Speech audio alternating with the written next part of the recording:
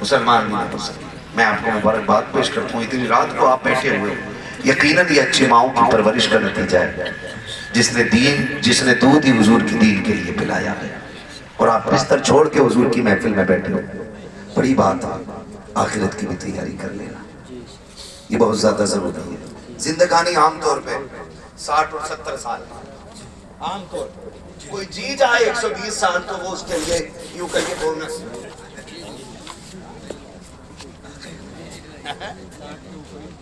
ہاں 60 کے اوپر جب سوئی جا رہی ہے تو سمجھ لو آفر بھی ہے بونس بھی ہے.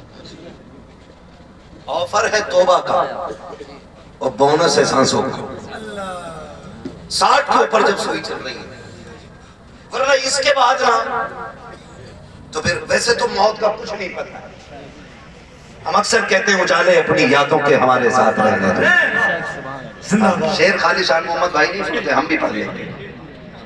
اجالے اپنے یادوں کے ہمارے ساتھ رہنے دو نہ جانے کس گلی میں زندگی کی شام ہو جائے. ہر وقت یوں تو موت کے لیے تیار رہنا چاہیے. موت کے لیے ہر وقت تیار رہنا چاہیے. لیکن عام طور پہ زندگی کتنی ہے 60-70 اسی کے بیچ میں نکل لینا. یہ 60 سالہ زندگی تھوڑی دکھ میں اٹھا لیں. اس کے بعد والی زندگی بڑی سکھوں والی ہو جائے گی. اس کے بعد والی زندگی بڑے سکھوں والی ہوگی. بڑا پرسکون ماحول ملے گا. یہ تو کٹی جانی ہے. لیکن جیسی لڑکا پیدا ہو نا میں نے کسی کو کہتے بھی سنا خوبصورت ہوگا تو ڈاکٹر بناؤں گا کالا ہوگا تو مولانا بناؤں گا صحت مند ہوگا انجینئر بنے گا لولا لنگڑا ہوگا تو امام صاحب بنے گا. یہ چیز ہے نا یہ سوچیں. مگر سن تو بھی صحیح کہتی ہے. جسے کوئی تعلیم سینے سے نہیں لگاتی اسے مصطفیٰ کی تعلیم سینے جسے کوئی سینے سے نہیں لگاتا اسے حضور کا دین سینے سے لگاتا ہے. میں سلام کرتا ہوں ان مدرسے والوں کو. مدرسے والوں میں بھی کچھ فتین ہوتے سارے ہی نہیں. کچھ کی قربانیوں پہ دل جان سے قربان جان. سلام کرتا ہوں میں. بڑی محنتیں کر کے ہمارے بچوں کو پڑھاتے ہیں. بڑی محنتیں کر کے. اچھا ایک بات بتاؤ جب آخری سانس آئے تو کیا ارادہ ہے؟ سانسیں اٹک اٹک کے نکلے کہ جلدی دم نکل جائے؟ کیا ارادہ بولو؟ ممبر والے نہ بولیں صرف نیچے والے بولیں. جلدی جلدی. کیسے؟ جلدی نکل جائے یہ ارادہ نا. گردن ہلا رہے ہو اللہ کے بندو. اب تو میں سوچتا ہوں سب جگہ پڑھائی ہو رہی ہے. اب تو ہر جگہ زبان آ گئی ہے لوگوں کو بولنا سیکھ گئے. بول سکتے ہیں ورنہ میں آپ کو بلوانا بھی جانتا. میں کہوں گا نہیں بس اتنا بتاؤ کیا چاہتے ہیں؟ سانسیں جب ٹوٹنے لگے تو دم دیر سے نکلے یا جلدی؟ جلدی. ماشاءاللہ جو بول گئے اللہ انہیں سلامت رکھے. کیسے نکلے؟ جلدی. زور سے جلدی نکلے. اور جلدی نکلنے کا طریقہ کیا ہے؟ آسان طریقہ ہے. تم رب کے ہو جاؤ رب تمہارا ہو جائے. سیدھی سی بات. تم رب کے ہو جاؤ رب تمہارا ہو جائے. بہت آسانی سے. اور بڑی مشکل بات ہے. تم ان کا پارسا ہو متقی ہو پرہیزگار ہو حاجی ہو نمازی ہو غازی ہو کوئی بھی ہو ان کا دم آسانی سے نہیں نکلتا جو ماں باپ کے نافرمان ہوتے ہیں. یہ نوٹ کر لو. ان کا دم آسانی سے نہیں نکلتا جو ماں باپ کے نافرمان ہوتے ہیں. کہتے نہیں جی میں قطعی نافرمانی نہیں کرتا. کہاں رہ رہے ہو؟ کچھ نہیں میں فیملی کے ساتھ ممبئی میں. گاؤں میں کون ہے؟ اماں رہتی ہے. کون رہتا گاؤں میں؟ اماں اور اماں اور ابا. ابا کہہ لو بھائی پتہ نہیں شادی کے بعد بھی ابا کو ابا کہو کہ نہ کہو. ہاں کوارے ہو تو کہہ لو. صحیح کہہ رہا ہوں حضرت. شادی ہو جاؤ نا تو کہہ رہا ہوں کوئی آ کے پوچھا نا تمہارے ابا کہاں کہ حاجی جی. تو جوان ہو گیا نا اب تو حاجی جی کہے گا مکھیا کہے گا. بیٹا بھی ابا کو پدھان کہہ رہا ہے اماں کو حجان. وہ شرم کر یار، غیرت کر، ان سے پوچھ لفظ ماں میں کتنی مٹھاس ہوتی ہے جن کے پاس ماں نہیں ہے۔ ابا کہنے کو ان کا دل کتنا ترستا ہے جن کے پاس باپ جیسی دولت نہیں ہے۔ اور تو مکھیا کہہ رہا ہے، ابا کہہ رہا ہے۔ یہ خالی ابا کوئی ابا نہیں کہتا، سسر کو خوب زور سے ابا کہتا۔ ہاں پڑوسی جان لیتے داماد آیا، اگر سسر گھر میں نہ دکھے نا تو کہہ رہا ابا کدھر گئے؟ اور ساس کہے تمہارے ابو ٹھیک ہے؟ ہائی جی کہاں ٹھیک ہے وہ؟ اچھی بات ہے انہیں ابا کہہ رہا، تو میں ہی نہیں کہہ رہا انہیں ابا نہ دو۔ ہمارے حضور نے، ہمارا دین ہمیں یہ کہتا ہے تمہارے تین باپ، ایک وہ جس نے تمہیں تعلیم دی، ایک وہ جس نے تمہیں پیدا کیا، اور ایک وہ جس نے تمہیں بیٹی دے دی۔ تینوں کی خوب عزت کرو، یہ ہمارا دین سکھاتا ہے۔ لیکن کسی کو چھوڑ کے کسی کی عزت نہیں کرنی، کسی کو چھوڑ کے کسی کی عزت نہیں کرنی ہے، سب کی عزت برابر خوب کرنی ہے۔ تو گھر پہ کون رہتا ہے؟ اماں۔ جنہیں شرم نہیں آ رہی وہ بولیں اماں ابا۔ اگر اپنے ابا کی اولاد ہو بولو، اور ابا کے بھی ابا ہو تو قطعی مت بولو۔ ایسا لگ رہا ہے جیسے بیٹے کو ابا کہلوایا جا رہا ہے۔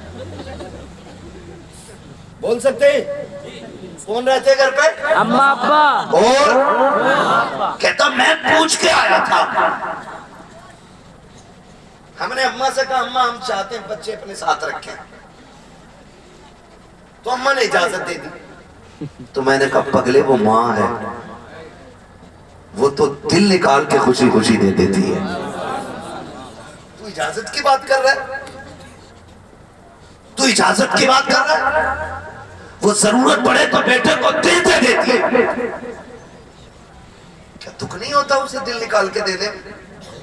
ہوتا ہے نا، دکھ ہوتا ہے۔ کہ دکھ تھا تو پھر اجازت کیوں دی؟ میں نے کہا سن، جب تو بچپن میں پیشاب کر دیتا تھا نا بستر پہ تو تکلیف تو ہوتی تھی نا گیلی جگہ پہ لیٹنے پہ، لیکن پھر بھی تجھے سوکھے میں لٹایا، وہ تیرے بھگائے ہوئے بستر میں لیٹی رہتی۔ پوچھنا وہ کیوں لیٹی رہتی تھی؟ تاکہ میرے بیٹے کو تکلیف نہ ہو جب تو نے یہ کام پردیس جانا چاہتا ہو۔ اماں اجازت چاہیے، ماں نے تجھے اجازت دے دی تو تجھے کیا لگتا ہے اسے دکھ نہیں ہوا؟ اور تمہیں خدا کا واسطہ، جب یہ جوان تھے تو تنہائی میں گنگنا کے وقت کاٹ لیتے تھے، کام میں وقت کٹ جایا کرتا تھا۔ آج بڑھاپا آ گیا ہے، کچھ کھا بھی نہیں پاتے ہیں، لہجے بھی صاف ساتھ نہیں دیتے ہیں، سانسیں بھی رک رک کے چلتی ہیں۔ آج انہیں تنہائی نہیں، آج انہیں تیرے ساتھ کی ضرورت ہے۔ تو آ کے پردیس میں کہتا ہے کہ میں پیسے کمانے آیا ہوں۔ دولت کمانا آسان ہوتا ہے لیکن مشکل ہوتا ہے اپنے ماں باپ کا ساتھ دینا، ان کے ساتھ وقت گزارا کرو۔ تم نہیں جانتے ہو پیارے، جب بچے دور چلے جاتے ہیں، ماں باپ طرح گھر کے اندر ہوتے ہیں اور انہیں تیری یاد آتی ہے، وہ چاہتے ہیں کہ تجھے بیٹا کہہ کے آواز دے، تو ماں کبھی دیوار سے باتیں کرتی ہے، کبھی درخت کی شاخیں پکڑ کے تیرا نام لیتی ہے۔ لوگ کہتے ہیں پاگل ہو گئی ہے، یہ درختوں سے باتیں کرتی ہے، یہ دیواروں سے باتیں کرتی ہے۔ جا کے اس ماں سے پوچھ کیا تیرا دماغ چل گیا ہے یا تو پاگل ہو گئی ہے؟ تو اپنے بیٹے کا نام لے کے تو دیوار سے باتیں کرتی ہے، تو وہ رات کے سناٹے میں اٹھ کے تیرا نام لینے والی ماں کہے گی تمہیں کیا پتا ہے بچپن میں جب گڈو کہہ کے آواز دیتی تھی کلیجہ ٹھنڈا ہوتا تھا، جب پپو کہہ کے آواز دیتی تھی تسلی ہو جایا کرتی تھی، اس کے بغیر جینے کا تصور نہیں کیا، اس کے بغیر رہنے کی عادت نہیں ڈالی۔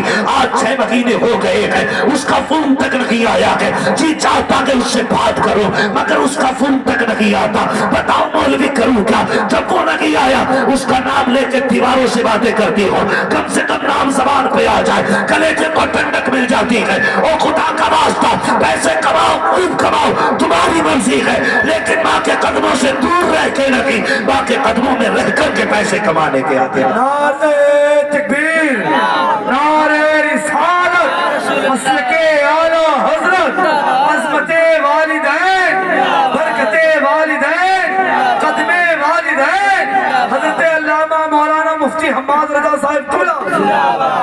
ہمارے یہاں پیر پرستی اتنی ہو گئی ہے، پیر پرستی اتنی ہو گئی ہے، ہاتھ چھون کے کہہ رہا ہوں قطعی جنتی کے ہاتھ تھے۔ تو اس کی پہچان پتہ ہے کیا کہہ رہا؟ میرے روئی جیسے ہاتھ ہیں اس لیے جنتی کے ہاتھ ہیں۔ سن بھائی 24 گھنٹے اپنے ابا کو اے سی میں رکھ، ان کے بھی ہاتھ دیکھے گا نا تو پھر روئی جیسے ہو جائیں گے. پیر کے ہاتھوں میں جنت دکھائی دی, باپ کے پیروں کے تلووں میں پڑی ہوئی ٹھیٹوں کو تم نے جھانک کے نہیں دیکھا؟ جھانک کبھی تلووں میں. وہ تجھے بچپن میں کندھے پہ لے کے نہ چلا ہوتا نا اس کے پیر بھی روئی جیسے ہوتے. لیکن ہم کہتے ہیں مزہ آ گیا, پیر صاحب کے ہاتھ دبائے, ایسا لگ رہا ہے جنت کا فرشتہ پکڑ لیا. یہ بھی ایک بار بغیرت نہیں کہہ رہا کہ ابا کے بھی ہاتھ دبا دبا, کیونکہ اس کے کون دبائے گا؟ ایسے ٹھڑوے غلام کہاں مل جائیں گے؟ میں آپ سے گزارش کرتا ہوں, وہ پیر جو تمہیں ماں باپ سے دور رکھے اس سے خود بخود دور ہو جاؤ, دور ہو جاؤ. کوئی پیر تمہیں ماں باپ کے بغیر جنت نہیں دے سکتا ہے, یہ لکھ لینا. کوئی بھی پیر تمہیں ماں باپ کے بغیر جنت نہیں دے سکتا. لگ رہا ہوگا نا میں پیر رکھنا, میرے پیر صاحب, میں کسی کے پیر کو نہیں کہہ رہا ہوں, جس کا بھی پیر ماں باپ سے دور رکھے, حلال کمائی سے دور رکھے, ایسے پیروں کو چھوڑ دو ورنہ نسلیں برباد ہو جائیں گی. ہمارا بھی ایک پیر ہے, دنیا تاج الشریعہ کہتی ہے. ہاں, ہم بخاری شریف جب پڑھتے تھے حضرت کے پاس لوگ ملنے آتے تھے نا, مصافہ سرکار فرماتے تھے تاج الشریعہ, اور اس کے بعد کہتے تھے یوسف بھائی وغیرہ سے, عاشق بھائی وغیرہ سے, کہتے تھے لوگ گئے کہ ہیں, کہتے حضرت ابھی یہی کھڑے. غصے میں کہتے تھے یہاں کیا کر رہے ہو, کیا دیکھ رہے ہو, یہ کوئی کشمیر کی بات ہی ہے؟ ایسے بولتے تھے, یہ کوئی کشمیر کی بات ہی ہے جو یہاں تماشا دیکھنے کھڑے ہو؟ فرماتے تھے جاؤ اپنے بچوں کے لیے حلال روزی تلاش کرو. اگر میرے پاس رہو گے تو بچوں کے لیے حلال روزی کہاں سے لاؤ؟ یہ نظریے لاؤ تو آج بی جے پی کی طرح 50-50 روپے میں مریدوں سے بھیڑ لگوائی جاتی ہے. ہاں, آگے پیچھے گاڑی لگا دو, آقا آ رہے ہیں, اس آقا سے پوچھ گارنٹی ہو گئی تیری جنت کی. تیرے کاغذ تو تیار ہوں گے. جانتے ہو جب حضرت رابعہ بصریہ کے پاس نکاح کا پیغام حضرت حسن بصری نے بھیجا, آپ نے معلوم ہے کیا کہا تھا؟ کہنے لگی, کہا کہ میں نکاح کرنا چاہتا ہوں. تو آپ نے فرمایا اتنی فرصت ہے آپ کو, آپ نکاح کریں گے؟ نیچے لکھا تھا سنیں نا, نکاح کی دعوت ہم قبول کر لیں گے, بس ذرا چند سوالوں کے جواب دیں گے. کون کہہ رہا؟ رابعہ بصریہ. کہہ کس سے رہی ہے؟ حسن بصری سے. حسن بصری سے کہہ رہی ہے بتاؤ کہ یہ کوئی گارنٹی ہے کہ قبر کے سوالات سے پورے ہو جائیں گے؟ سوچے ذرا, ہم اپنے آپ کو دیکھیں, یہ چپے یہ کپے بنے پھرے پیرے مغام, بھاگتے پھر رہے ہم جنت. خدا کی قسم امام غزالی نے کہا تھا, کاش اگر کوئی یہ یقین دلا دے, یہ یقین کوئی دلا دے کہ جہنم کی سزا پا کر کے جو سب سے آخر میں نکالا جائے گا وہ غزالی ہوگا, کہتے پھر میں چین کی نیند سو جاؤں. کہتے اگر یہ بھی پتہ چل جائے کہ میں جہنم میں جاؤں گا لیکن پھر نکال لیا جائے اور آخر میں نکالا جاؤں بھلے, کہتے پھر بھی چین سے سو جاؤں گا. آج ہمارے نفس دیکھیں, ذاتیات دیکھیں ہمارے, جب تک 2-4 لوگ ہمارے خطبے نہ پڑھیں ہمیں موج ہی نہیں آتی. 8-10 لوگ آگے پیچھے نہ ہو ہمیں مزہ ہی نہیں آتا بات کرنے میں. یہ بھی کوئی زندگی ہے؟ کہ حسن بصری اگر سانس ایمان پہ ٹوٹ رہی ہے پھر ٹھیک, قبر کے سوالوں کا جواب پکے کر لیے, اور اگر جواب بھی پکے ہیں تو پل صراط کا مسئلہ سب ٹھیک ٹھاک ہے نا؟ وہ جو ترازو لگی ہے وہاں پر جو تلیں گے, ساری ترازو کا معاملہ صاف ہے. چیخ نکل گئی امام غزالی, حضرت حسن بصری جیسی ذات کی. ہم جنتیں بانٹ رہے ہیں, خدا را نکلو اور اپنی راتوں کا ایک حصہ ایسا بنا لو, بھلے 10 منٹ سے ہی جب دنیا سو جایا کرے تم مصلی بچھا کے اپنے رب کو رو کے دکھایا. یہ نکالو زندگی میں اتنا وقت, اور ہر ایک کو نکالنا پڑے گا ورنہ خیریت نہیں ہے. پیر بھی کوٹا جائے گا, مرید بھی کوٹا جائے گا. بھائی میری کوئی کرامت یہاں بیان کر دے، میرے رتبے بلند ہو گئے؟ ڈرنا چاہیے جو جتنا ذمہ دار ہے۔ میرے نبی کی ذات دیکھ، آج اگر کسی کے گھر میں مصیبت آ جائے، پیر صاحب برکت نہیں ہو رہی ہے، کہہ رہا ٹھیک ہے 40 جمعرات آ کے چراغ چڑھاؤ، 40 جمعرات چراغ، 40 جمعرات کتنے مہینے ہو گئے؟ لگا دیا نا کام سے 6 مہینے 40 کے 40 پکڑ لیے تو آٹومیٹک بھیڑ رہے گی۔ سنو جی سیدھی سی بات ہے، ہم پکے بریلوی ہیں، ہمیں کوئی وہابی نہ سمجھے، لیکن اعلیٰ حضرت نے اللہ والوں سے پیار کرنا سکھایا ہے، اللہ والوں کی عبادت کرنا نہیں سکھایا ہے۔ کان کھول کے سن لینا، ہم اللہ والوں سے پیار کرتے ہیں، اللہ والوں کی عبادت ہے، عبادت نہیں کرتے، عبادت نہیں کرتے، کے در جانا پر کرتا ہوں جبھی سائی، سجدہ نہ سمجھ نجدی سر دیتا ہوں نظرانہ، نظرانہ بے شک ہے نا؟ تو اللہ والوں سے ہمیں پیار کرنا سکھائے۔ معاف کیجئے گا، ہوتا کیا ہے، اچھی بات مزاروں کی حاضر، لیکن اس سے زیادہ ضروری ہے قبرستان کی حاضر، قبرستان کی حاضر۔ قبرستان سال میں 2 بار جاتا ہے، شب قدر پہ اور نہیں جی شب برات، شب قدر اور شب برات، شب برات، ٹنکی فل تیل سے، چابی لگائی، سر پہ ٹوپی نہیں، ہاتھ میں تسبیح نہیں، چابی لگائی، بٹن کھولے، ہر کدھر جا رہا؟ میں پتا مولانا آج رت جگہ ہے، رت جگہ کا مطلب دیکھو، کدھر جا رہا؟ ہم وہاں جا رہے ہیں اس والے مزار پہ، کیا کرے گا؟ جاگنا ہے رات میں۔ سن، مزاروں کا تقدس اپنی جگہ ہے، لیکن ماں باپ کی قبر کی عظمت اپنی جگہ ہوتی ہے، اپنی جگہ ہوتی ہے۔ خوب چکر لگا رہا، کہہ رہا مولانا پوری 3 بجے سویا جاتا ہے، فجر میں اٹھا پتہ ہی نہ چلا، کیونکہ رات بھر جاگا تھا نا، اس لیے فجر غائب، کیونکہ رات بھر جاگا تھا۔ ہماری قوم بہت ماشاءاللہ اتنی سیدھی قوم ہے، شب قدر آگی نا تو ساری قبروں کی گھاس کھو دیں گے اور کچھ چونا پھیر دیتے، جنریٹر لگائیں گے، پوری لائٹ لگائیں گے، اور لائٹ لگا کے ابا کی قبر کے بالکل بیچ سینے پہ اگربتی ٹھوکے گا۔ وہ بھائی علماء سے پوچھو، آگ کو قبر سے اور قبر کو آگ سے دور رکھنا چاہیے، بیچ سینے پہ ایسا مٹھی بھر کے پوری لگا دیا اور دور سے فوٹو کھینچ لیا قبر کا پتلا، کہہ رہا ہمارے ہاں کے قبرستان دیکھو، آج شب برات ہے، آج شب قدر ہے۔ میں آپ سے پوچھنا چاہتا ہوں، ذرا بتاؤ تو صحیح، یہ وجہ کیا ہے؟ معلوم ہے یہ جہالت کی وجہ ہے، ہماری لا علمی کی بنیاد ہے، ہم کبھی مدرسے نہیں گئے، ہم نے کبھی علم نہیں سیکھا، اس کی وجہ یہ ہے کہ ہم نے قبروں پہ چونے پھیرے، ہم نے مزاروں میں ہم نے جا کے قبروں پہ لائٹیں لگائی، ہم نے ان کے سینے پہ رکھ کے اگر بتیاں جلا دی۔ خدا کے واسطے ذرا سمجھنے کی کوشش کرنا، وہ میرے بھائی جو تم قبرستان میں لائٹنگ کرتے ہو، کبھی پوچھا کبھی قبر والوں سے، بتاؤ تمہیں اس لائٹ سے کتنا فائدہ ملا ہے، اس روشنی سے کتنی راحت پا رہے ہو؟ بتاؤ تو صحیح۔ اگر تم پوچھو گے ان کی قبر سے آواز آئے گی، نادان ایک نہیں 1 لاکھ لائٹیں اوپر لگا دے، ہمیں اس کا کوئی فائدہ نہیں ہے، تو چونا پھیر یا روڈ بنا، جھاڑو لگا یا صفائی کر، ہمیں اس سے کچھ ملنے والا نہیں ہے۔ اگر ہماری راحت کے لیے تو کچھ کرنا چاہتا ہے تو قرآن کی چند آیتیں ہمیں پڑھ کے سنا تھا، اوپر کے اجالے سے تجھے فائدہ ہوگا، قرآن کی تلاوت سے ہمیں فائدہ ہو جائے۔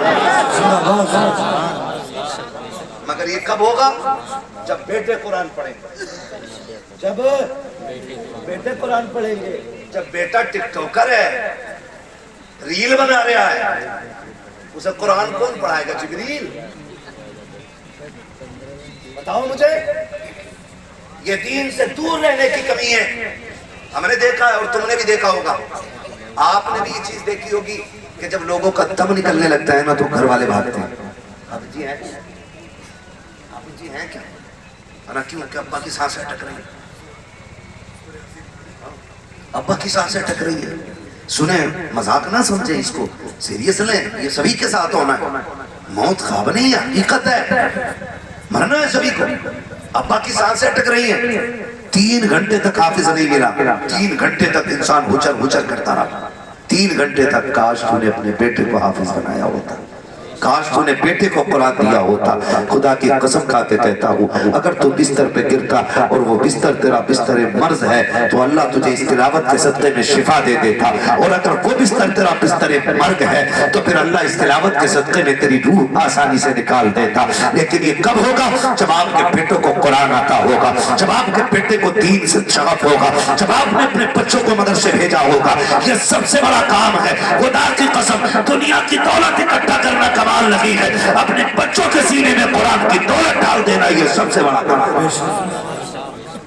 یہ سب سے بڑا کمال ہوتا ہے. تو پڑھائیں گے انشاءاللہ اپنے بچوں کو، انشاءاللہ پڑھائیں گے انشاءاللہ. ہمارے مارہرہ شریف کا ایک پیغام ہے، آدھی روٹی کھائیں گے بچوں کو، آدھی روٹی کھائیں گے بچوں کو پڑھائیں گے. پڑھائیں. تعلیم پہ سب سے زیادہ غور کریں، پڑھائیں. اور قرآن، آج کیا وجہ ہے؟ ایک گھر کے اندر 9 ممبر ہیں، قرآن 2 ہی ہے. ہاں قرآن 2 ہی ہے. ایک اماں کے جہیز میں ملا تھا، ایک دادی کے جہیز میں. ہر سال نئے ماڈل کا موبائل آ سکتا ہے گھر میں، لیکن زندگی میں کبھی قرآن کے ہدیے کی فرصت نہیں ملی. یہ سچ کہہ رہا ہوں. 9 موبائل، 5 لوگ ہیں تو 9 موبائلوں کو فرصت نہیں. 9 بندے ہیں، 2 قرآن ہیں. سالوں سال بیت گئے، قرآن کھولے ہی نہیں گیا. پھر پوچھتے ہو برکت نہیں ہو رہی؟ پیر صاحب برکت نہیں ہو رہی؟ اور پیر صاحب بھی نہیں پوچھتا قرآن پڑھا جا رہا کہ نہیں گھر میں، نماز کے مسلے پہ چڑھے کہ نہیں گھر میں، وہ بھی نہیں پوچھ رہا ہے. وہ بھی سیدھا کہہ رہا ہے ٹھیک ہے بتا تعویذ کون سا والا دینا ہے، 786 والا دینا ہے یا 1100 والا دینا ہے؟ اور پکا بریلوی تو کہہ رہے ہیں پھر اعلیٰ حضرت کی نسبت سے دے دیں. نسبتیں نکال کے تعویذ بیچ رہے ہیں.